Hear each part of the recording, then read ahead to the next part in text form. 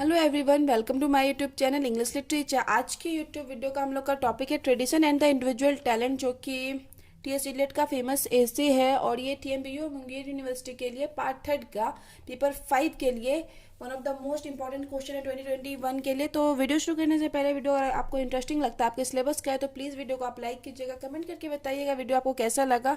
और चैनल को भी सब्सक्राइब कीजिएगा। तो चलिए वीडियो शुरू करते हैं। Tradition and the individual talent is an एशे, एक ऐसे है रिटन बाय ग्रेट पोएट, जो कि एक महान पोएट के द्वारा लिखा गया है, एंड लिटरेरी क्रिटिक्स, और लिटरेरी क्रिटिक के टी.एस. इलियट के द्वारा लिखा गया है। The essay was first published in the Egoist, essay को पहली बार पब्लिश किया गया था द इगोइस्ट में 1919 में। द 1919 में ट्रेडिशन इंडिविजुअल टैलेंट को पहली बार पब्लिश किया गया था, ये ध्यान रखिए, ऑब्जेक्टिव में कभी कभी क्वेश्चन आया हुआ ऐसा। And later in Eliot first book of criticism, और उसके बाद इलियट के पहले क्रिटिसिज्म का जो बुक था उसमें पब्लिश किया गया था द स्केयर्ड सैकर्ड वुड, इसमें पब्लिश किया गया था। इन ट्रेडिशन और इंडिविजुअल टैलेंट, ट्रेडिशन और इंडिविजुअल टैलेंट में Eliot discuss not only how poem should be written, Eliot सिर्फ यही डिस्कस नहीं करते कि पोएम को कैसे लिखा जाना चाहिए, but also how they should be read, but ये भी डिस्कस करते हैं कैसे उसको पढ़ना चाहिए, एंड अप्रिशिएटेड बाय क्रिटिक्स, और कैसे उसको क्रिटिक्स जो होते हैं, आलोचक जो कि जज करते हैं, तो उसको कैसे अप्रिशिएट किया जाना चाहिए क्रिटिक्स के द्वारा। Eliot is most of known for his poetry, Eliot mainly जो है प्राय अपनी पोइट्री के लिए जाने जाते हैं। He also contributed in the field of literary criticism के फील्ड में भी वो अपना योगदान दिए हुए हैं। इन दिस डुअल रोल, अब इस डुअल रोल में मतलब दोहरी भूमिका में ही acted as a cultural critic, तो वो उनकी जो भूमिका एक सांस्कृतिक आलोचक के रूप में है, comparable to sir Philip Sidney and Samuel Taylor Coleridge, और जो इस वजह से मतलब एज ए क्रिटिक उनको कंपेयर किया जाता है सैमुअल टेलर कॉलरिज यानी एस.टी. कॉलरिज और फिलिप सिडनी के साथ। It is one of the most well known works that Eliot produced in his critic capacity, यह one of the most well known प्रमुख वर्क है, फेमस वर्क है Eliot का, जो कि उनकी क्रिटिक कैपेसिटी के बारे में बताता है, एज ए क्रिटिक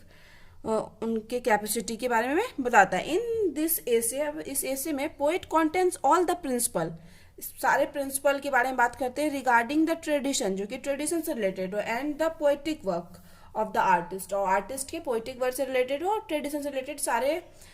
प्रिंसिपल्स पे बात करते हैं। The essay consist of 3 parts, जो एसे है 3 पार्ट में डिवाइड है। पहला पार्ट है कॉन्सेप्ट ऑफ ट्रेडिशन, जिसमें ट्रेडिशन के बारे में पढ़ेंगे, थ्योरी ऑफ इम्प्रेशनैलिटी, और लास्ट है conclusion. In the first part, अब पहले पार्ट में इलियट कहते हैं that no poetic work can be ideal, कि कोई भी पोएटिक वर्क आइडल तब तक नहीं हो सकता if there is no glimpse of tradition, जब तक उसमें ट्रेडिशन का कोई झलक ना हो। The artist must follow the traditional path, artist को ट्रेडिशनल पाथ को फॉलो करना चाहिए ऑफ हिज एंसेस्टर, अपने पूर्वजों का, in order to create the best work, अपना बेस्ट वर्क क्रिएट करने के लिए आर्टिस्ट को ट्रेडिशनल पाथ को, हमारे एंसेस्टर्स को, पूर्वजों को फॉलो करना चाहिए। The signification of the poetic work lies in tradition, जो पोएटिक वर्क का जो महत्व होता है वो ट्रेडिशन में निहित होता है। He considered the individuality of the work of the poet if he follows the traditional path, वो क्या कहते हैं कि पोएट की काम की विशेषता को समझाते हैं अगर पोएट क्या करता है, ट्रेडिशनल पाथ को फॉलो करता है। The best part of their work is regarded which reminds the literature of the past, और जो भी पोएट ट्रेडिशन को फॉलो करता है उसके मतलब वर्क का बेस्ट पार्ट होता है जो हम लोग को अतीत के साहित्य की याद दिलाता है, अतीत के लिटरेचर, पास्ट के लिटरेचर का याद दिलाता है। Eliot advocates the past tradition, अब इलियट पास्ट ट्रेडिशन की वकालत करते हैं एंड सेज, और कहते हैं past must be modified by the present, past को मॉडिफाइड किया जा सकता है प्रेजेंट के द्वारा, प्रेजेंट लिटरेचर के द्वारा, and the present era must be modified by the work of ancestor and the past, और प्रेजेंट एरा के वर्क को भी मॉडिफाइड किया जा सकता है एंड हमारे जो मतलब एंसेस्टर्स, हमारे पूर्वजों के द्वारा जो काम किया गया और जो पास्ट में काम किया गया उससे कुछ सीख के हम प्रेजेंट को भी मॉडिफाइड कर सकते हैं। The relationship depicted between the present and the past is reciprocal concept, जो रिलेशनशिप है पास्ट और प्रेजेंट के बीच में एक मतलब पारस्परिक है, मतलब एक दूसरे पर डिपेंड है पास्ट और present. The new work is directed by the past, कहीं ना कहीं जो हम लोग नया वर्क कुछ भी क्रिएट करते हैं तो वो पास्ट के द्वारा निर्देशित किया जाता है। The new artist seeks help from his art and create new invention in the literary line, तो क्या करता है जो नया आर्टिस्ट होता है हेल्प लेता है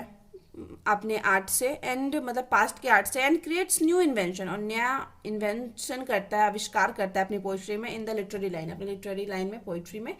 नया इन्वेंशन करता है। They add a new work of the whole literature, मतलब पास्ट से सीख के नया वर्क एक तो अपने लिटरेचर में वो ऐड करता है, and the literary tradition get modify by this addition, और इस एडिशन के द्वारा क्या होता है, हम लोग का जो लिटरेरी ट्रेडिशन है वो मॉडिफाइड भी होता है, मॉडिफाइड भी होता है। फॉर इलियट, इलियट के लिए the literature is not the name of repeating the same, मतलब इलियट के लिए लिटरेचर नहीं है कि सेम चीज को रिपीट किया जाए, सेम आइडिया को रिपीट किया जाए, एंड द कॉन्सेप्ट, या फिर सेम कॉन्सेप्ट को रिपीट किया जाए। He doesn't allow copying the old literary work, वो कभी इस चीज़ को अलाउ नहीं करते, पास्ट से कहीं ना कहीं वो निर्देश लेने को कहते हैं कि पास्ट से सीखो और फिर अपने काम पे वर्क करो, आगे उसको अच्छा करने की कोशिश करो, लेकिन ये नहीं करते कि पास्ट को पूरी तरह से कॉपी कर लेना चाहिए हमको अपने वर्क में। He is always in favour of generating new ideas, वो हमेशा न्यू आइडियाज़ जनरेट करने के, बनाने के फेवर में रहते हैं, एंड द वर्क्स, और नए काम के। He stresses upon the idea that when an artist composes an idea, he must consider the work of past as a guide for him. वह मतलब क्या करते हैं, he stresses, इस बात पे स्ट्रेस देते हैं, इस विचार पर बल देते हैं, upon the idea, इस विचार पर बल देते हैं, that when an artist composes an idea, जो कि जब कोई कलाकार, जब कोई आर्टिस्ट किसी विचार की रचना करता है, किसी आइडिया की रचना करता है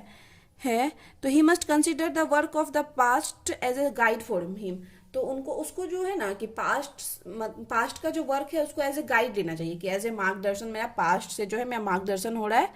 है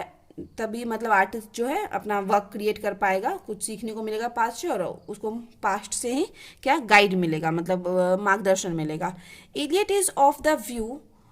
that new literary work must be compared with the traditional work of past. Eliot का व्यू ऐसा है कि न्यू जो लिटरेरी वर्क है हम लोग का, साहित्यिक वर्क है, साहित्यिक काम है, उसको मतलब कंपेयर करना चाहिए पास्ट के वर्क से। The purpose of this analyse is never to determine their good और बैड क्वालिटीज। अब ये मतलब कंपेयर करने का सिर्फ ये मोटिव नहीं है कि सिर्फ हम उसके अच्छे और बुरे क्वालिटीज के बारे में पता कर सके। This will hint at the perfection of literary works, ये हिंट मतलब सहायता करेगा लिटरेरी वर्क्स के परफेक्शन में। This will lead to understanding the new creative works, तो ये क्या करेगा, नए रचनात्मक क्रिएटिव वर्क्स मतलब रचनात्मक कार्यों को समझने में हमारी मदद करेगा, अगर हम पास्ट एडिशन से कंपेयर करते हैं प्रेजेंट एडिशन को। In the second part of the essay, अब एसे के सेकेंड पार्ट में ही develop the theory of impersonality, develop करते हैं। He reject the definition of poetry by Wordsworth के द्वारा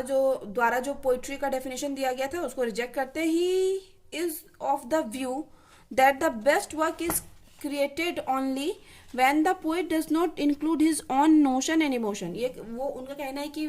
वर्ड्सवर्थ कहीं ना कहीं अपनी पोएम में अपनी फीलिंग्स के बारे में लिखते थे, तो उनका कहना है कि मतलब बेस्ट वर्क तभी क्रिएट किया जा सकता है पोएट के लिए जब पोएट सिर्फ मतलब अपने इमोशन को और नोशन धारणा को सिर्फ उसके बारे में अपनी पोइट्री में ना लिखे। तो इन द कंक्लूजन, अब कंक्लूजन में Eliot concludes the essay by making his judgement about the process of poetic creation, मतलब इलियट जजमेंट पास करते हैं पोइट्रिक क्रिएशन मतलब कैसे पोइट्रिक प्रोसेस क्या होना चाहिए, उसके लिए